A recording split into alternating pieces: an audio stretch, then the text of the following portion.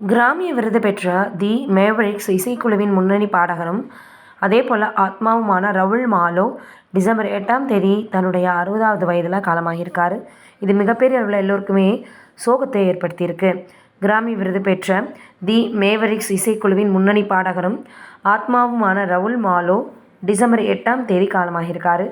June 2024 முதல் பெருங்குடல் புற்றுநோயால் போராடி வந்த அவர் ஹூஸ்டனில் சிறப்பு சிகிச்சை பெற்று வந்த நிலையில் உயிரிழந்திருக்கிறார். இந்த துயரமான செய்தியை அவருடைய மனைவி பெட்டி மாலோ ஃபேஸ்புக் மூலமாக உறுதிப்படுத்தியிருக்காங்க. மிகப்பெரிய அளவில் இந்த முறை வானில் மேடையேற அழைக்கப்பட்டிருக்கிறார், கழுகை போல உயர பறக்கிறார் அப்படின்னு உருக்கமாக பதிவிட்டிருக்கிறாங்க பெட்டி. வாழ்க்கை, அன்பு, இசை, குடும்பம், சாகசம் என அனைத்தையுமே முழுமையாக அனுபவித்த மனிதர் ரவுல் அப்படின்றது குறிப்பிடத்தக்கது. அவரின் பாடல்களாலும் சிறப்பும் என்றுமே நினைவில் இருக்கும். ரசிகர்கள் உருக்கமாக சில விஷயங்களை இதுபோல் பதிவிட்டிருக்காங்க.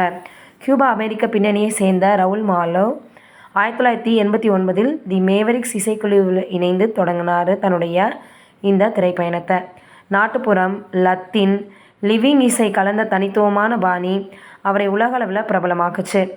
All you ever do is bring me down, dance the night away போன்ற பாடல்கள் காலத்தை வென்றவைன்னு தான் சொல்லணும். அவரது குரல் ஓய்ந்தாலும் இசை என்றும் ஒலித்து கொண்டே தான் இருக்கும் அப்படின்னு இப்போ ரசிகர்கள் சொல்லி வந்துட்டுருக்காங்க.